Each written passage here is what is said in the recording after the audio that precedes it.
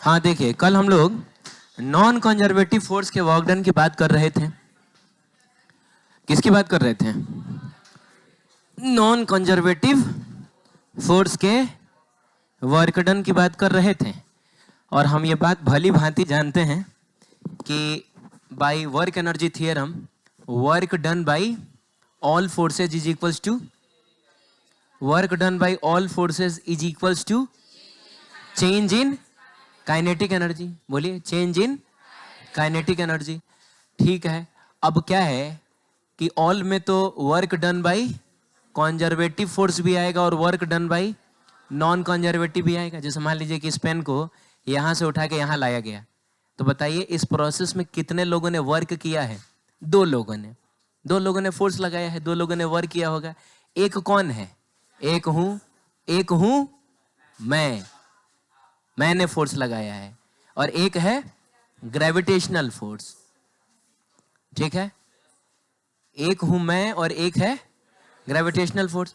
तो जो मेरे द्वारा लगाया गया फोर्स है वो एक मेरे द्वारा लगाया गया फोर्स एक नॉन कंजर्वेटिव फोर्स है, ग्रेविटेशनल फोर्स एक कंजर्वेटिव फोर्स है। तो मतलब दोनों आ गया, दोनों लिखा जाएगा।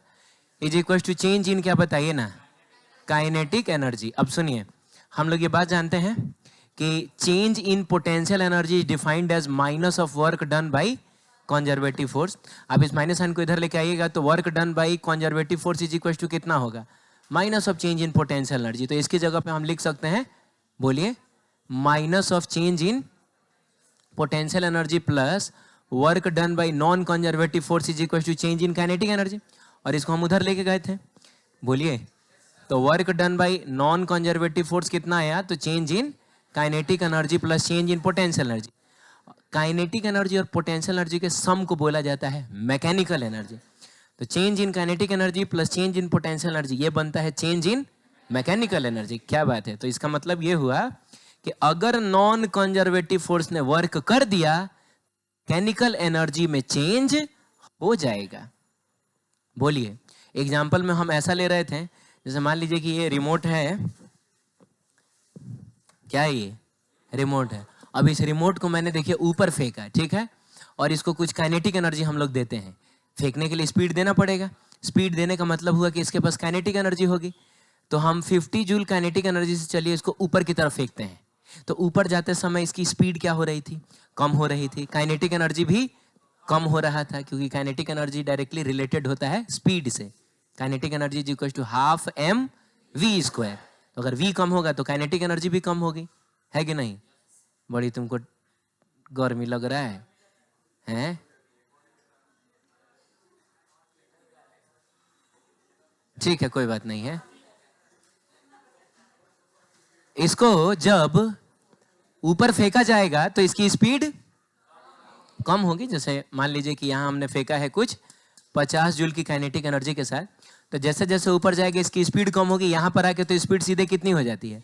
0 हो जाती है। तो अगर हम सिर्फ अपवर्ड जर्नी की बात करें तो यहाँ पे 50 जूल काइनेटिक एनर्जी है।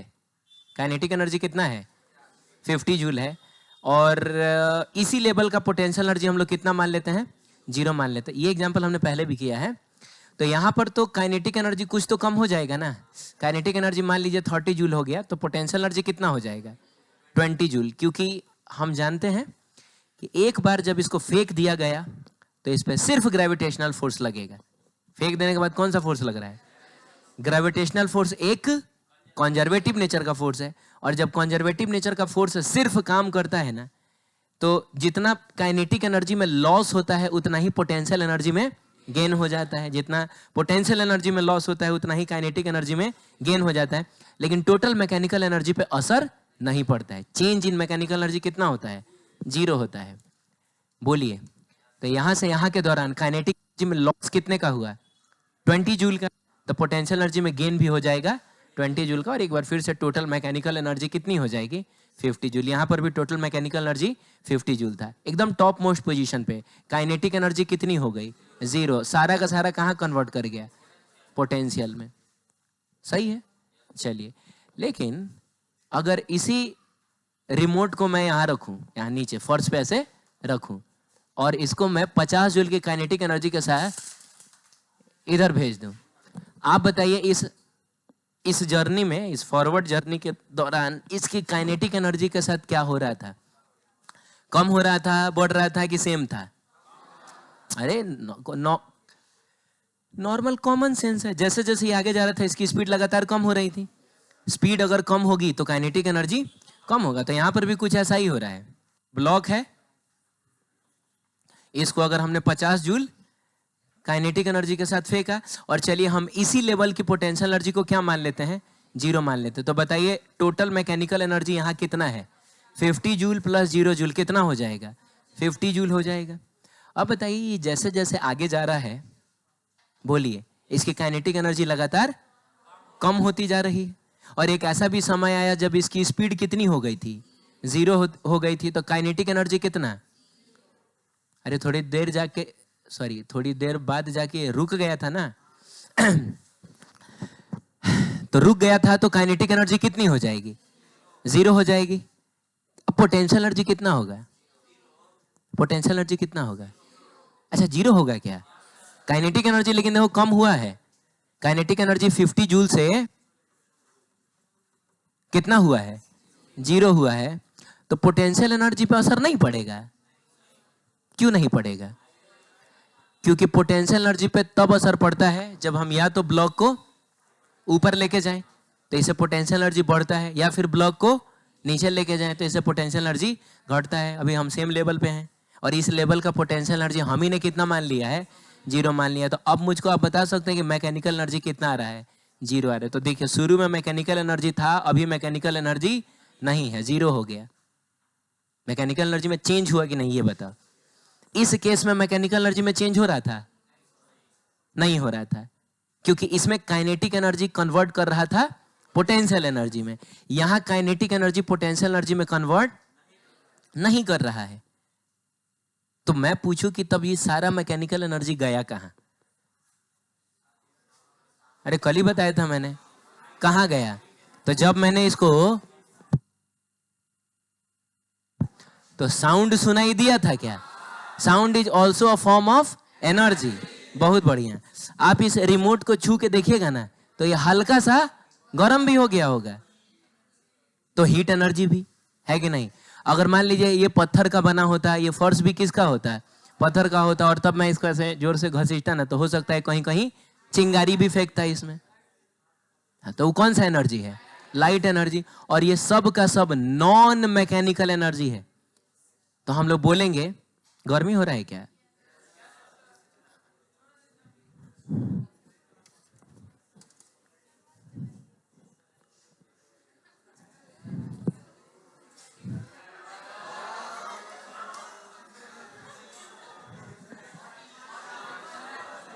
जय जय जय।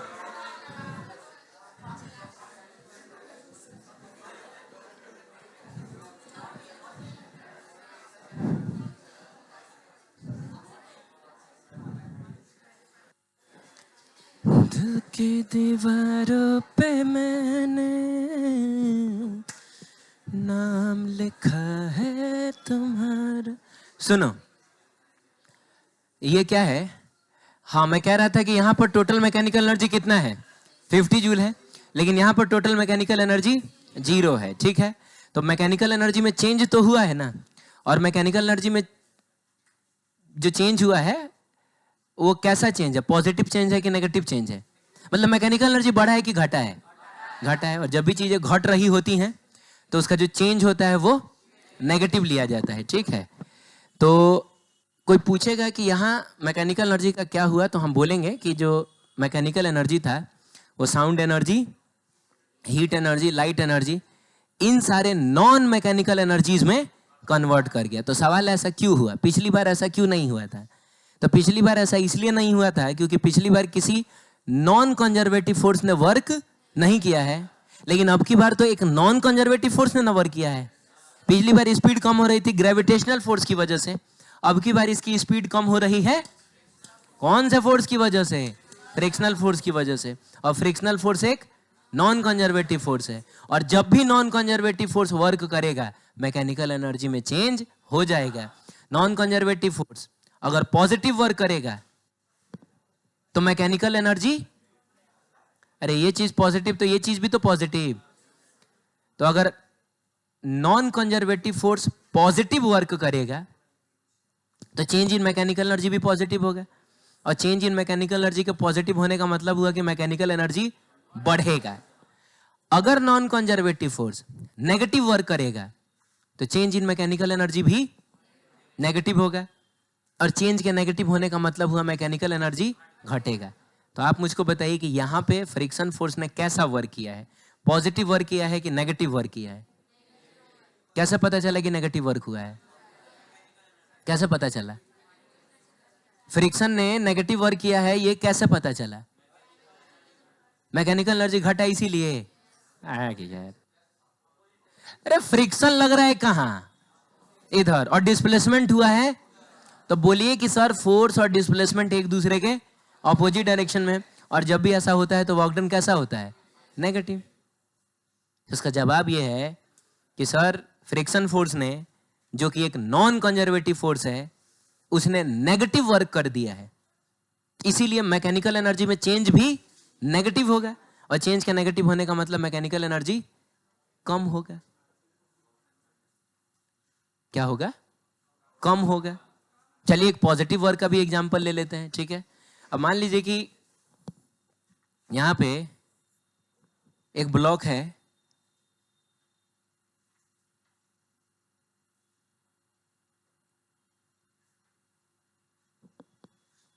ब्लॉक पे बाबू इधर की तरफ फोर्स लगाया गया, मान लो मैंने फोर्स लगा दिया, ठीक है? अरे बोलिए ना, फ्रिक्शन वगैरह को इग्नोर करिए, ठीक है? तो जो फोर्स लगा है उसकी वजह से इसमें एक्सेलरेशन आएगा। एक्सेलरेशन आएगा का मतलब इसकी स्पीड बढ़ेगी। अभी फिलहाल इसकी स्पीड कितनी है बताइए? 0 है। इसी लेवल की पोटेंशियल एनर्जी को हम लोग क्या मान लेते हैं? 0 मान लेते हैं। इस लेवल की पोटेंशियल एनर्जी को 0। तो बाबू अभी फिलहाल काइनेटिक एनर्जी भी कितना होगा? 0 होगा। और टोटल मैकेनिकल एनर्जी भी कितना होगा? 0 होगा। चलो इधर की तरफ मैं लिखता हूं, मैकेनिकल एनर्जी इनिशियल कितना होगा? 0 होगा। अब फोर्स लगा, एक्सेलरेशन होगा, एक्सेलरेशन होगा तो इसकी स्पीड बढ़ेगी। स्पीड बढ़ के मान लीजिए कुछ कितनी हो गई? v हो गई। जा कितनी हो गई? कुछ v हो गई। तो इसकी वजह से अब इसके पास कुछ काइनेटिक एनर्जी भी होगा। अपने से एग्जांपल ले लेते हैं हम लोग। काइनेटिक एनर्जी इसका कितना है बताइए? 50 जूल है। कितना ले लेते हैं? 50 जूल। पोटेंशियल एनर्जी कितना होगा? वो तो 0 ही होगा। पोटेंशियल एनर्जी में बदलाव तब होगा जब हाइट में चेंज आता है। हाइट में कोई चेंज नहीं है तो पोटेंशियल एनर्जी में भी कोई चेंज नहीं है। आप बताइए कि मैकेनिकल एनर्जी फाइनल कितना हुआ? फाइनल कितना हुआ? तो kinetic energy plus potential energy यानी कि 50 जूल हो जाएगा। तो आप बताइए यहाँ पे जो टोटल मैकेनिकल एनर्जी है, बढ़ा है कि घटा है? यहाँ तो बढ़ा है। क्यों बढ़ा है? क्यों बढ़ा है? क्योंकि यहाँ पर एक नॉन कंजर्वेटिव फोर्स ने, अच्छा मैं कौन सा फोर्स लगा रहा हूँगा? नॉर्मल फोर्स ही ना लगाऊंगा? अरे बोलो ना, ये अपने हाथ के सरफेस से, इस ब्लॉक के सरफेस में मैं नॉर्मल फोर्स ही ना लगाऊंगा? ग्रेविटेशनल फोर्स और स्प्रिंग फोर्स छोड़ के बाकी सारा फोर्स कैसा होता है? नॉन कंजर्वेटिव फोर्स होता है। तो जवाब ये है कि सर यहाँ पर एक नॉन कंजर्वेटिव फोर्स जिसका नाम नॉर्मल है, उसने कैसा वर्क किया है? पॉजिटिव वर्क किया है। कैसे पॉजिटिव वर्क किया है? क्योंकि फोर्स भी इधर ही लगा है और बाबू डिस्प्लेसमेंट भी इधर ही हुआ है। तो फोर्स और डिस्प्लेसमेंट सेम डायरेक्शन में, तो वर्क डन कैसा होता है? पॉजिटिव। तो चूंकि एक नॉन कंजर्वेटिव फोर्स ने पॉजिटिव वर्क डन कर दिया, इसीलिए चेंज इन मैकेनिकल एनर्जी भी पॉजिटिव होगा, और चेंज के पॉजिटिव होने का मतलब हुआ वो क्वांटिटी बढ़ेगा। तो यहाँ पर हमने पॉजिटिव वर्क करके मैकेनिकल एनर्जी को बढ़ा दिया, यहाँ पे नेगेटिव वर्क करके हमने मैकेनिकल एनर्जी को घटा दिया। तो ये होते रहता है। सही है? चलिए ठीक है। यही सारी बातें यहाँ लिखी हुई हैं। Whenever some non conservative force works, अगर नॉन कंजर्वेटिव फोर्स वर्क करेगा तो क्या होगा? मैकेनिकल एनर्जी चेंज करेगा। If work done is positive, mechanical energy बढ़ेगा, और बाबू वर्क डन इज क्या? नेगेटिव, मैकेनिकल एनर्जी घटेगा। अभी एग्जांपल से भी हम लोगों ने समझ लिया। चलिए, और वही वो जो रिमोट, क्या हुआ? वो जो रिमोट मैंने खिसकाया था ना उधर की तरफ, वही वाला एग्जांपल है कि when a block is projected on a rough horizontal surface. जाहिर सी बात है कि ये जो सरफेस है ये तो रफ था ही, हाँ, विथ सम वेलोसिटी, कुछ वेलोसिटी से अगर उसको प्रोजेक्ट किया गया, मतलब से फेंका गया, इट स्लोज डाउन, आगे बढ़ते समय इसकी स्पीड क्या होगी, कम होगी, slows down, finally stops after some time, थोड़ी देर के बाद रुक भी जाएगा। Here kinetic energy is decreasing, kinetic energy तो लगातार कम हो रहा है बट नॉट कन्वर्टिंग इनटू क्या, लेकिन वो पोटेंशियल एनर्जी में कन्वर्ट नहीं हो रहा है। ये भी एक्चुअली सेम ही लाइन है, ये अलग गलती से इधर आ गया है। Because height is not changing, height change नहीं कर रहा है, इसका मतलब है कि पोटेंशियल एनर्जी ना बढ़ रहा है ना घट रहा है। It means total mechanical energy is क्या, डिक्रीजिंग। अब काइनेटिक एनर्जी कम हो रहा है और पोटेंशियल एनर्जी में कोई बदलाव नहीं हो रहा है, तो ओवरऑल मैकेनिकल एनर्जी कम ही ना हो रहा है, तो इसीलिए बोल रहा है कि total mechanical energy is decreasing because friction is doing कैसा वर्क, नेगेटिव वर्क, विच डिक्रीजेस दी मैकेनिकल एनर्जी। वही फ्रिक्शन है जो नेगेटिव वर्क करके मैकेनिकल एनर्जी को कम कर दे रहा है। और यहाँ पे नोट में लिखा हुआ है कि here kinetic energy is converting into sound energy, बोलिए, sorry sound energy, heat energy और मे भी क्या, लाइट एनर्जी, ऐसा भी हो सकता है। ठीक है, आगे बढ़ते हैं। ये भी बड़ा इंपॉर्टेंट कॉन्सेप्ट है, 11 से कहीं ज्यादा इसका यूज हम लोग कहाँ करेंगे, 12 क्लास, बहुत जगह इसका यूज है। कंडीशन ये है कि क्या हो अगर कोई काइनेटिक एनर्जी में चेंज ही ना हो, क्या ना हो, चेंज ही ना हो। अरे तो पूरा बोलो, काइनेटिक एनर्जी में चेंज ही ना हो, है कि नहीं। कॉन्सेप्ट कुछ ऐसा है, इसको मैंने उठाया ऐसे, ठीक है, और ऐसे ऐसे ऐसे करके और मैंने ले जाके यहां पे ऐसे, यहां पे मैंने रख दिया, क्या हुआ,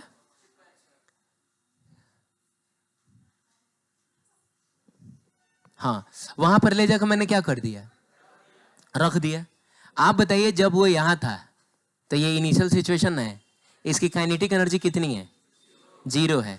आई काइनेटिक एनर्जी, अरे अभी काइनेटिक एनर्जी नहीं है क्या इसके पास, अरे है ना ऐसे। और फिर जब मैंने यहां रख दिया तो फिर काइनेटिक एनर्जी कितनी हो गई, तो इनिशियल काइनेटिक एनर्जी भी 0, फाइनल काइनेटिक एनर्जी भी, तो काइनेटिक एनर्जी में चेंज कितना हुआ, 0 हुआ। ये वही वाला सिचुएशन है, ठीक है, कि अगर काइनेटिक एनर्जी में कोई चेंज ना हो तो क्या होगा, तो कुछ नहीं होगा, by work energy theorem, work done by all forces is equals to, सब लोग मिलकर बोलो, चेंज इन काइनेटिक एनर्जी। अब वर्क डन बाई ऑल में तो वर्क डन बाई कंजर्वेटिव भी आएगा, वर्क डन बाई, जैसे इसी को जब मैं ऐसे ऐसे कर रहा था तो 2 लोग वर्क कर रहे हैं इसके ऊपर, कौन कौन से 2 लोग हैं, एक मैं हूं और एक, जितने लोग फोर्स लगाएंगे उतने लोग वर्क करेंगे। तो उसी में जो मेरा वाला होगा बाबू, वो होगा कैसा, नॉन कंजर्वेटिव फोर्स का वर्क डन, और जो ग्रेविटेशनल फोर्स कर रहा था वो हो जाएगा कंजर्वेटिव फोर्स का वर्क डन। और चेंज इन काइनेटिक एनर्जी हमको कितना लेना है, तो यहाँ पर हम लोग ऐसा 0 बोलते क्या, अरे बोलिए ना। अब एक काम करिए, इस work done by conservative force को आप थोड़ा उधर लेके जाइए, तो work done by non conservative force is equal to कितना होगा, minus of work done by conservative force, ठीक है। बोलिए इसका क्या मतलब हुआ, मतलब ये हुआ कि कंजर्वेटिव फोर्स जितना वर्क करेगा नॉन कंजर्वेटिव फोर्स भी ठीक उतना ही वर्क करेगा, लेकिन ऑपोजिट साइन के साथ। अगर कंजर्वेटिव फोर्स ने 10 जूल वर्क किया है, देखो ये बहुत लॉजिकल बात है, कंजर्वेटिव फोर्स ने कितना वर्क किया है, 10 जूल, तो नॉन कंजर्वेटिव फोर्स कितना करेगा, तबे ना नेट वर्क डन कितना होगा। और अगर नेट वर्क डन ही 0 है तो चेंज इन काइनेटिक एनर्जी भी कितना हो जाएगा। ये बात आप समझ रहे हैं, छोटा सा कॉन्सेप्ट है लेकिन बड़ा इंपॉर्टेंट कॉन्सेप्ट है। अरे बोलो ना। अब इसे मान लो, इस कॉन्सेप्ट का देखो फायदा क्या है, मान लो कि मैंने इसको ऐसे यहाँ से उठाया, ऐसे ऐसे करके ऐसे ऐसे करके ऐसे ऐसे करके, और तब ले जाके मैंने यहाँ पे रखा, और मैंने तुमसे पूछा कि बताओ मेरे द्वारा किया गया वर्क डन कितना है। अब सुनो, जब मेरे द्वारा किया गया वर्क डन कितना है, तो वर्क डन के लिए सबसे पहले तुमको फोर्स पता होना चाहिए। अब आप बताइए कि ये रास्ते में मैं कितना फोर्स लगा रहा हूं, ये आपको पता है क्या, कभी नीचे लगा रहा हूं कभी कभी इधर लगा रहा हूँ, कभी इधर लगा रहा हूँ, तो मैं अपने फोर्स का डायरेक्शन भी बदल रहा हूँ, कभी ज्यादा लगा रहा हूँ, कभी कम लगा रहा हूँ। अरे बोलो, तो ना फोर्स का डायरेक्शन कंफर्म है कि किधर, मतलब कभी इधर है, कभी इधर है, कभी इधर है कि नहीं। तो फोर्स का डायरेक्शन भी वेरिएबल है और उसका मैग्नीट्यूड भी वेरिएबल है। अब पाथ भी बड़ा अजीब अजीब सा है, आप इंटीग्रेशन भी नहीं कर पाएगा। छोटा सा कहीं डिस्प्लेसमेंट भी लीजिएगा तो इंटीग्रेशन करने में नानी याद आ जाएगी। तो मिला जुला के देखा जाए तो मेरे द्वारा किया गया वर्क डन नॉर्मल मेथड से निकालना पॉसिबल नहीं है। आप समझ रहे हैं? लेकिन अगर हम इस कॉन्सेप्ट का यूज करें तो हम बड़ी आसानी से निकाल सकते हैं। मेरे द्वारा किया गया वर्क डन ठीक उतना ही होगा जितना किसने वर्क किया है, ग्रेविटेशनल फोर्स ने। क्योंकि अल्टीमेटली तो चेंज इन काइनेटिक एनर्जी कितना है, ये फाइनल काइनेटिक एनर्जी भी जीरो, इनिशियल काइनेटिक एनर्जी भी। अरे बोलो ना। तो work done by non conservative force is equal to minus of work done by conservative. अब ग्रेविटेशनल फोर्स ने कितना वर्क किया है ये निकालना बहुत आसान है, क्योंकि ग्रेविटेशनल फोर्स एक कांस्टेंट फोर्स है। पेन यहां है तभी नीचे की तरफ mg, यहां है तभी नीचे की, यहां है तभी नीचे की तरफ पेन कहीं रहे, ग्रेविटेशनल फोर्स तो हमेशा नीचे की तरफ mg ही लगता है। अरे बोलिए ना। हाँ बहुत बढ़िया। तो बताइए यहां से यहां लाने के दौरान ग्रेविटेशनल फोर्स ने कितना वर्क डन किया? तो आपको याद होगा, पहले तो हम mg लिख लेंगे, और चूंकि mg वर्टिकल डायरेक्शन में है तो डिस्प्लेसमेंट भी कौन सा लेंगे? तो हम देख लेंगे कि वर्टिकल डायरेक्शन में कितना ऊपर गया है तेरे की। अब मान लो वर्टिकल डायरेक्शन में ये h हाइट ऊपर गया है, तो हम लोग h से मल्टीप्लाई कर देंगे और सामने में क्या लगा देंगे, हम माइनस लगा देंगे। मान लीजिए इसको कैलकुलेट किया, कितना आ गया, -10 जूल। तो अगर ग्रेविटेशनल फोर्स ने -10 जूल वर्क किया है, इसका मतलब मैंने कितना किया होगा, +10 जूल। ये पूरी यात्रा के दौरान मैंने +10 जूल वर्क किया होगा। तो देख रहे हो, बिना मेरे फोर्स का पता किए हुए हम लोगों ने वर्क निकाल दिया कि नहीं। तो ये चीज पता होना चाहिए। एक और बात, हम ये जानते हैं कि change in potential energy is equal to minus of work done by conservative force. अरे बोलो, ठीक है। तो क्या minus of work done by conservative force की जगह पे हम लोग चेंज इन पोटेंशियल एनर्जी लिख सकते हैं? ये भी अगर अगर अगर काइनेटिक एनर्जी में चेंज, अरे आप लोग बोलते क्यों नहीं है? अगर काइनेटिक एनर्जी में चेंज नहीं हुआ है, चाहे जीरो हुआ है, दोनों मतलब एक ही है, तो उस केस में नॉन कंजर्वेटिव फोर्स का वर्क डन होगा चेंज इन पोटेंशियल एनर्जी। और तुम बताओ ना, इस पेन को, जैसे मैंने पूछा था ना कि बताओ मेरे द्वारा किया गया वर्क डन कितना है, कुछ नहीं करना है, बस निकाल देना है चेंज इन पोटें। बताओ इस पेन को मैं यहां से अगर यहां लाकर रख दूं तो पोटेंशियल एनर्जी में कितना चेंज हुआ है? mgh चेंज हुआ। हम जानते हैं h हाइट ऊपर ले जाते हैं तो mgh बढ़ जाता है, नीचे ले जाते हैं तो mgh घट जाता है। तो बस हम mgh लिख देंगे, आंसर आ गया। और वैसे भी ग्रेविटेशनल फोर्स ने इतना वर्क किया था, तो कंजर्वेटिव फोर्स ने इतना वर्क किया है, इसके सामने तुमको माइनस लगाना है ना, तो मिला जुला के ये वापस से कितना आ गया, mgh नहीं आ गया। ठीक है, तो याद रखोगे? बोलो एक बार फिर से, चेंज इन काइनेटिक एनर्जी अगर जीरो है तो work done by non conservative force और work done by conservative force दोनों, work done by non conservative force और work done by conservative force दोनों इक्वल होगा, बस एक दूसरे का ऑपोजिट होगा। एक प्लस में होगा तो दूसरा माइनस में होगा। और work done by non conservative force change in potential energy के भी बराबर होगा। ठीक है?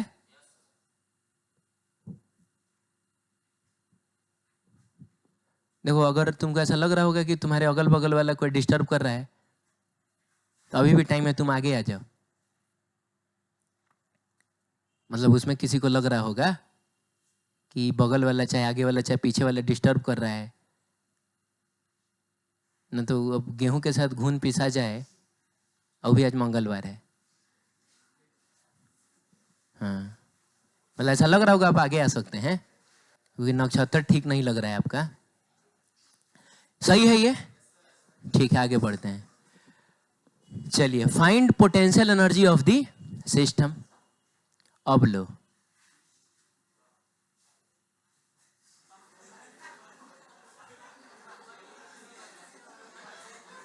यही है ना? इसी को कहा गया चोर की दाढ़ी में तीन का।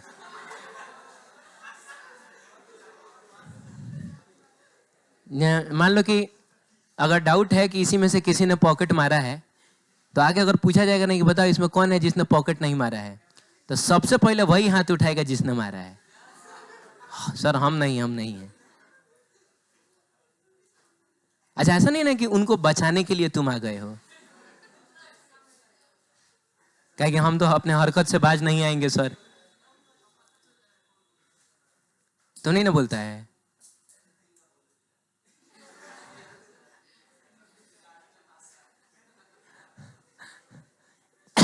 हाँ, इसको देखिए, इस लेवल की पोटेंशियल एनर्जी को हमने कितना माना है, और यहाँ तीन ब्लॉक्स है M1 M2 और M3। हमको बताना है कि इस पूरे सिस्टम का पोटेंशियल एनर्जी कितना होगा, और कौन सा potential energy, gravitational potential energy, और क्या बताइए, आप सोचिए क्या कर सकते हैं आप इसमें। देख लो, पड़ गया सब सोच में।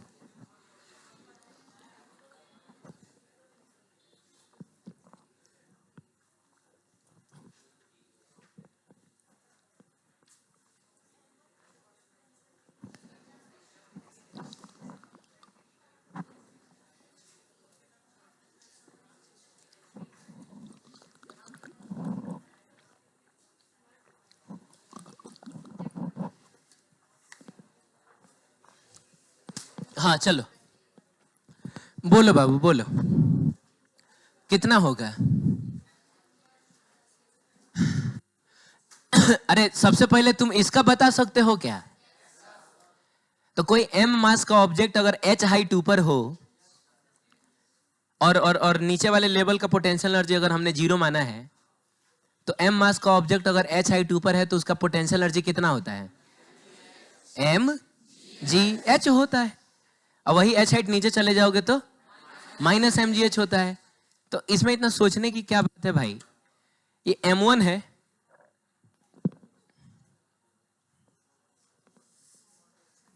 क्या हुआ? खून करके सबूत मिटाना भी तो जरूरी है। M1 रे M1 GH1 ना होगा, बताओ इसका कितना होगा? तो M2G, नहीं समझ में आ रहा है क्या? ये M2 मास का ऑब्जेक्ट H2 हाइट ऊपर है, तो M2GH2 हो जाएगा। चलिए और बताइए, और बताइए इसका क्या होगा? M3GH3 हो जाएगा। तो ये हो जाएगा आपका M3G और H3 हो जाएगा। तो इसमें तो कुछ था ही नहीं, फालतू सवाल था ये, था कि नहीं? चलिए ये बढ़िया सवाल है। इसमें हम यहाँ की पोटेंशियल एनर्जी को कितना मान रहे हैं?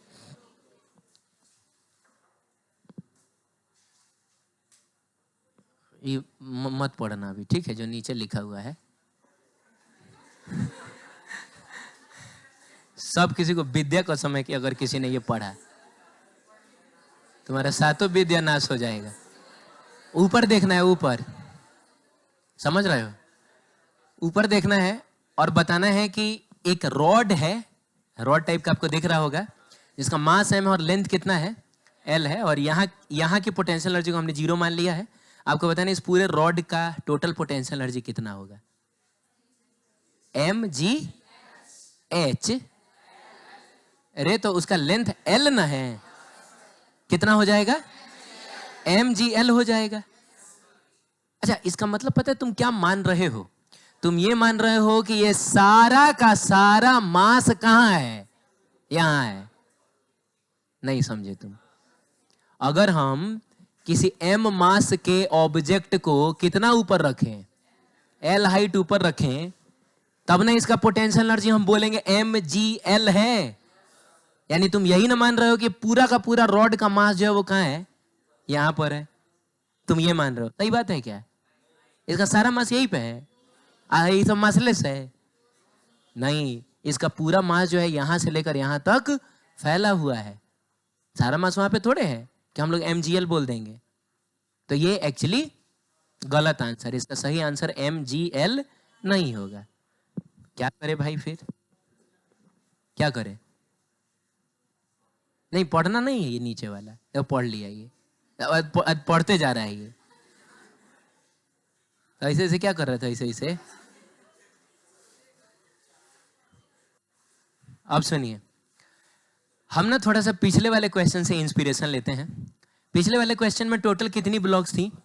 3 ब्लॉक थी। तो इसका मास यहाँ था, इसका मास यहाँ था, इसका मास यहाँ था।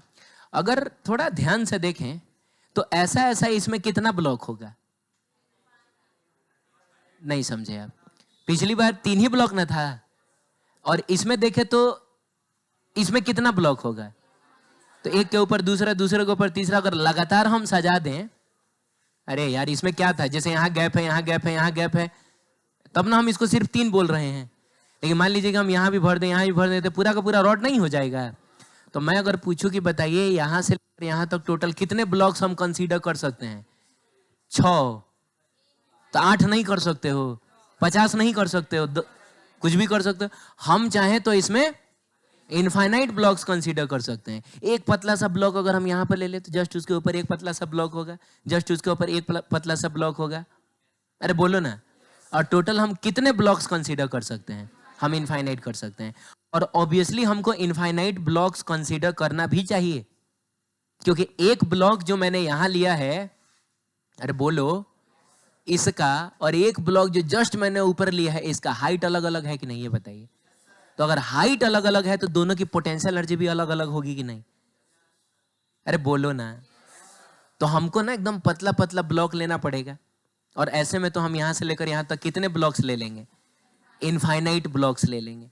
तो चलिए एक काम करते हैं, सबसे पहले हम एक ब्लॉक कंसीडर करते हैं। तो यहां से एक्स हाइट ऊपर, कहां बताओ? एक्स हाइट ऊपर dx थिकनेस का। अच्छा, ये जो मैंने dx लिखा है इसका मतलब तुमको समझ में आया ना?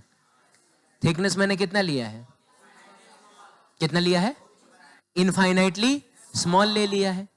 एक ब्लॉक कंसीडर किया मैंने। अब मेरा मकसद पता है क्या है? पहले मैं इसका पोटेंशियल एनर्जी निकाल लूंगा, फिर इसके ऊपर वाले का निकाल लूंगा, फिर इसके ऊपर वाले का पोटेंशियल एनर्जी निकाल लूंगा, फिर इसके ऊपर वाले करते करते मैं यहां पहुंच जाएगा। यही नहीं, अभी और सुनो, इसके नीचे वाले का निकाल लूंगा, फिर इसके नीचे वाले का, फिर नीचे वाले का। मैंने मिला जुला के देखा जाए तो यहां से लेकर यहां तक जितने भी ब्लॉक्स हैं सबकी पोटेंशियल एनर्जी निकाल निकाल के मैं क्या कर दूंगा? मैं जोड़ दूंगा। अरे पिछली बार भी तो यही ना किया था मैंने, इसका निकाल लिया था, फिर इसका निकाल लिया था, फिर इसका निकाल लिया था, और तीनों को क्या कर दिया था? जोड़ दिया था। तो अब की बार भी मैं यही करूंगा। तो बाकी का बाद में निकाला जाएगा, पहले इसका निकाल लिया जाए।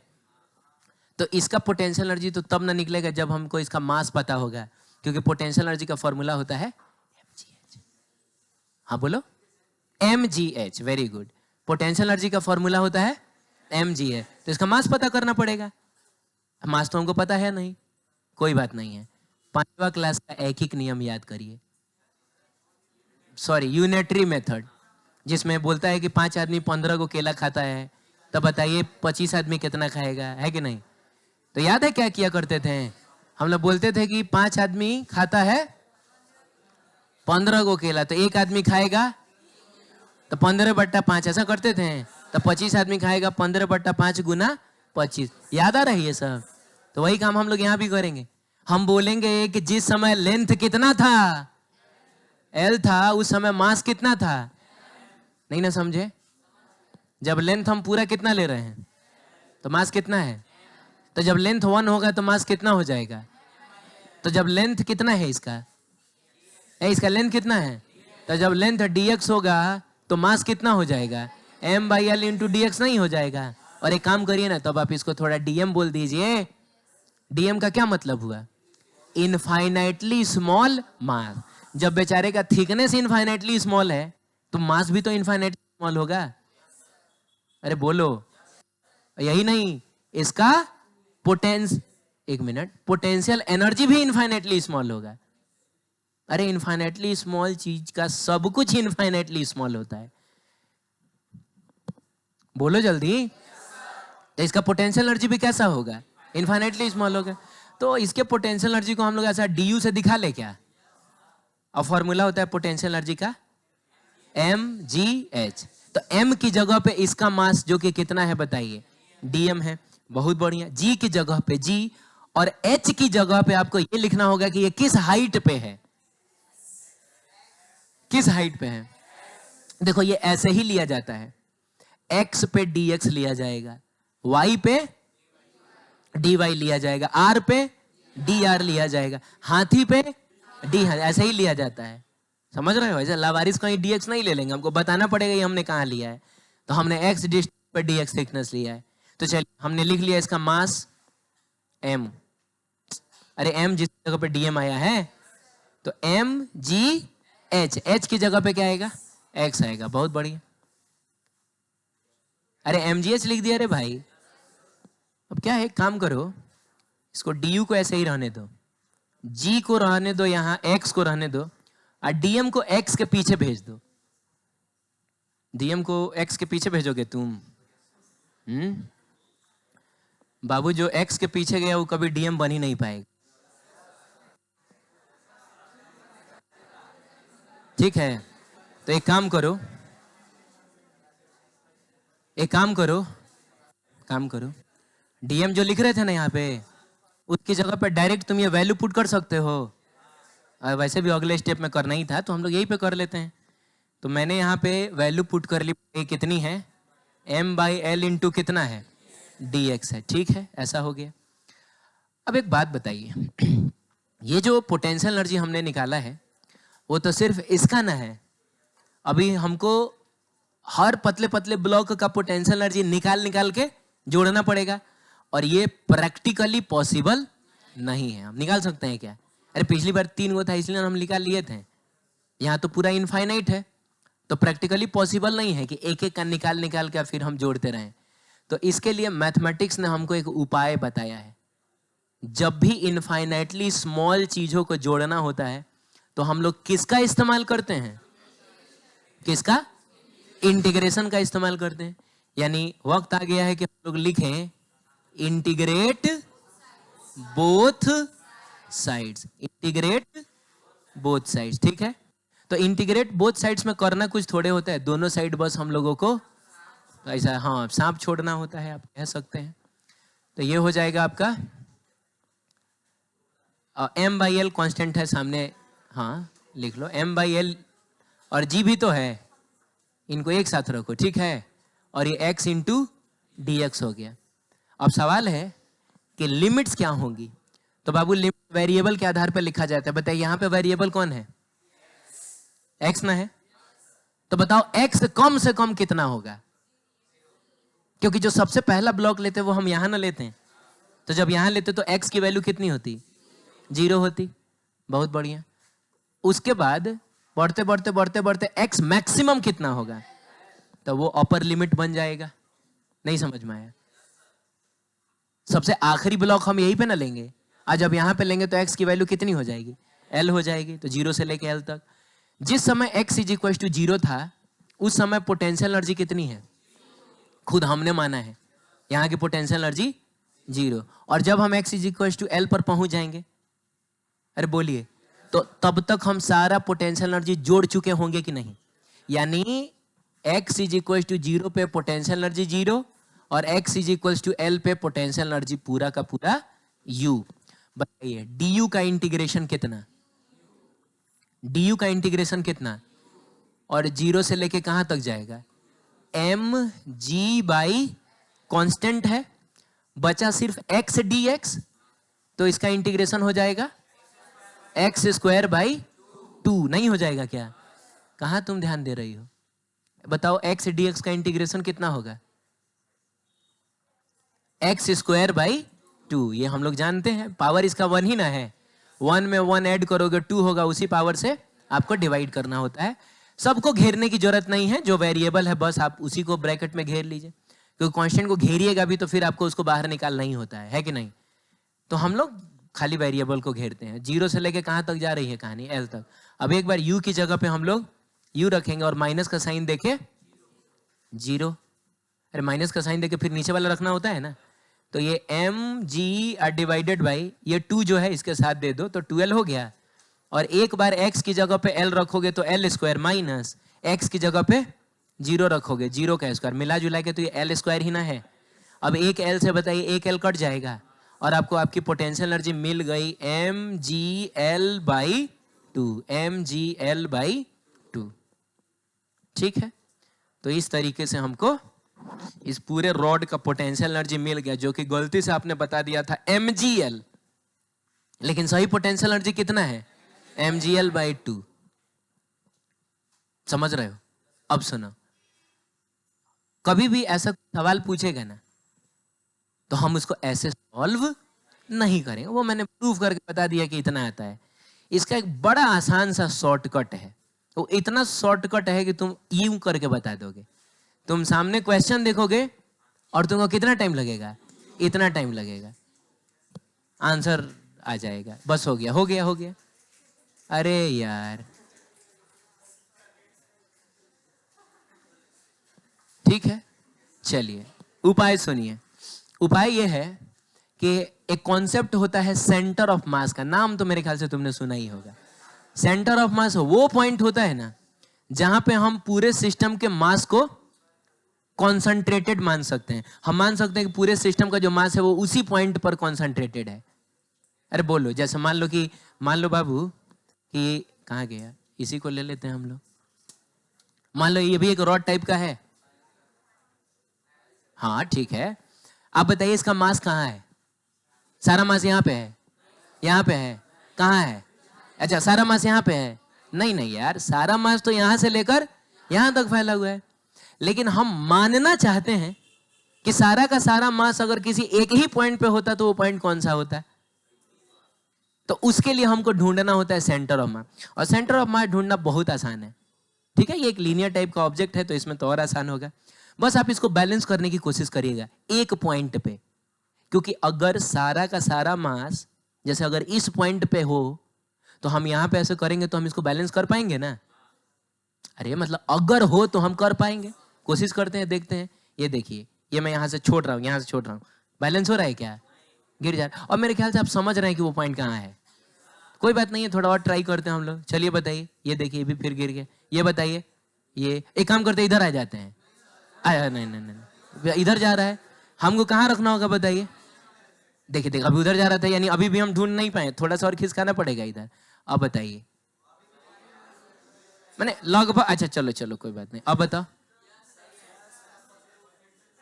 क्या मैंने बस एक पॉइंट पे फोर्स लगा के पूरे मास को बैलेंस कर दिया है? और मैंने कौन सा फोर्स लगाया होगा? नॉर्मल फोर्स लगाया होगा ऊपर की तरफ। तो आप बताइए कि बस एक पॉइंट पे नॉर्मल लगा के मैंने पूरे के पूरे mg को बैलेंस कर दिया, तो क्या मैं नहीं मान सकता हूं इसका सारा का सारा मास इसी पॉइंट पे कॉन्सेंट्रेटेड है? इसी पॉइंट को बोला जाएगा सेंटर ऑफ मास। और चीजें अगर एकदम सिमेट्रिकल हो, मैंने ऐसा नहीं कि कहीं ज्यादा भारी है कहीं हल्का है, अरे बोलो, उस केस में सेंटर ऑफ मास एकदम कहां आता है? बीचों बीच आता है। सिमेट्रिकल चीजों का सेंटर ऑफ मास कहां आता है? उसके ज्योमेट्रिकल सेंटर पर आता है। अरे बोलिए ना, बहुत बढ़िया। अब सुनिए, अब सुनिए, देखिए कितना आसान बन चुका है। हम लोग क्या करेंगे ना, इसका सारा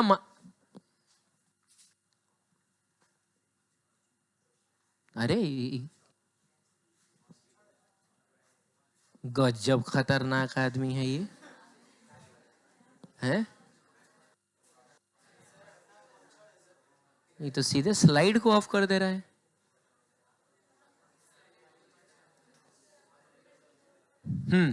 सुनिए, करेंगे हम ये कि इसके सारे के सारे मास को हम लोग कंसीडर कर लेंगे इसके सेंटर ऑफ मास पे। और सेंटर ऑफ मास कहाँ आएगा? जस्ट बीचों बीच आएगा। तो जस्ट बीचों बीच का मतलब हुआ कि यहां से कितनी ऊंचाई पे आपको जाना होगा? अरे टोटल लेंथ कितना है? तो जस्ट बीचों बीच का मतलब कितना ऊपर जाना पड़ेगा? L/2। पूरा का पूरा मास उठाएंगे, देख रहे हो इसको, पूरा का पूरा मास उठाएंगे और बताइए उसको हम किस हाइट पे ले जाकर रख देंगे? L/2 हाइट पर ले जाकर रख देंगे। अरे वही ना उसका सेंटर ऑफ मास है। तो बताओ कि सारा का सारा मास अगर यहां पड़ा हुआ है तो इसकी पोटेंशियल एनर्जी कितनी हो जाएगी? तो mgh होता है ना, तो m की जगह हम m लेंगे, g की जगह हम g लेंगे, h की जगह पे हम लोग क्या ले लेंगे? तो आ तो गया आंसर। तो मुंह जबानी देख हम लोग नहीं बता देंगे, अरे सर इसका सेंटर ऑफ मास तो जस्ट बीचों बीच होगा। यानी अब मान लीजिए इसका सारा मास यहीं पे है। अब सारा मास अगर L/2 हाइट पे है और पोटेंशियल एनर्जी का फॉर्मूला होता है mgh, H की जगह पर बस कितना रख लेना है, L/2। आंसर मिल गया mg/L/2। तो ऐसे ही हम लोग करेंगे।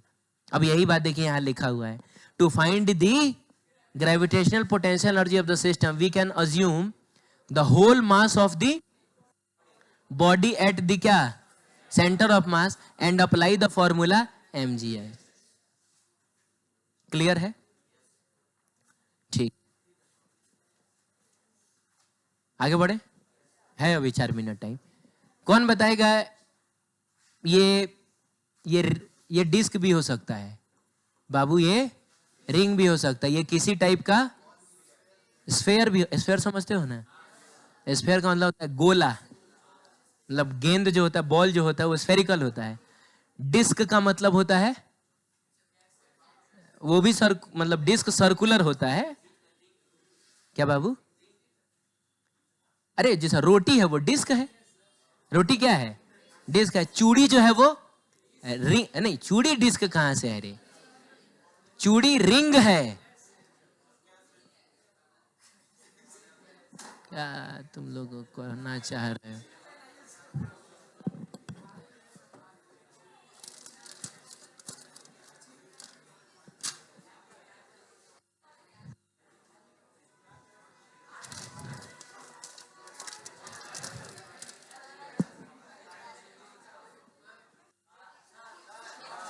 बाबू इसको तुम क्या बोलोगे? इसको क्या बोलोगे? इसको डिस्क बोलोगे? ये डिस्क है। अरे डिस्क तब होता है जब ये भरा होता है। ये भरा होता है तो इसको हम लोग, सिक्का जो है वो डिस्क होता है, रोटी जो है वो डिस्क होता है कि नहीं? ये क्या होता है? ये रिंग होता है। चूड़ी भी जो होता है वो, और रिंग तो रिंग होता ही है। ये सब रिंग ना है। लेकिन क्या है कि 2D में जब ड्रॉ करोगे तो सब एक ही टाइप का ड्रॉ होता है। उसमें हम इसी तरीके से रिंग को भी दिखाते हैं, इसी तरीके से। हाँ, बस ये है कि डिस्क को दिखाना होगा तो थोड़ा हम ऐसे ऐसे कर देंगे, जैसे समझ में आएगा कि भरा हुआ है कि नहीं। बोलो ना। और स्फेयर भी दिखाना होगा तो हम ऐसे ही दिखाएंगे। हमारे पास ऑप्शन नहीं है कि स्फेयर तो यूं ना होता है, तो हमारे पास ऑप्शन नहीं है कि हम इस तरीके से ड्रॉ कर सके, है कि नहीं? तो हम लोग 2D में दिखाएंगे तो ऐसे ही दिखाएंगे। तो ये कुछ भी हो सकता है। इसका पूरा मास कितना है? m है। और यहाँ की पोटेंशियल एनर्जी हम लोग कितना मान लिए? तो आपको बताना है इस पूरे डिस्क का पोटेंशियल एनर्जी कितना होगा। कितना होगा? नहीं, कॉन्सेप्ट क्या है? कॉन्सेप्ट है कि इसका सारा मास उठा के कहां डाल देंगे। तो बताओ ना, इसका सेंटर ऑफ मास कहां होगा? अरे कहां होगा? नीचे कहां, मतलब यहां कहीं होगा? गजब करते हो। सेंटर ऑफ मास इसके सेंटर पे होगा, ज्योमेट्रिकल सेंटर पे। तो हम लोग कंसीडर करेंगे ना रे बाबू कि अगर यहाँ का पोटेंशियल एनर्जी हमने कितना मान लिया है, तो पूरा का पूरा मास यहाँ से कितनी ऊंचाई पे है? r डिस्टेंस पे है। ये r डिस्टेंस पे सारा का सारा मास है। अरे बोलो, तो बताओ पोटेंशियल एनर्जी यहाँ का कितना होगा? तो mgh वाला फॉर्मूला लगाएंगे। m की जगह पे m लिखेंगे, g की जगह g लिखेंगे, समझ रहे हो? और h की जगह पे क्या लिख देंगे? r लिख देंगे, mgr हो गया। आई बात समझ में? ठीक है, चलिए मिलते हैं हम लोग नेक्स्ट क्लास में।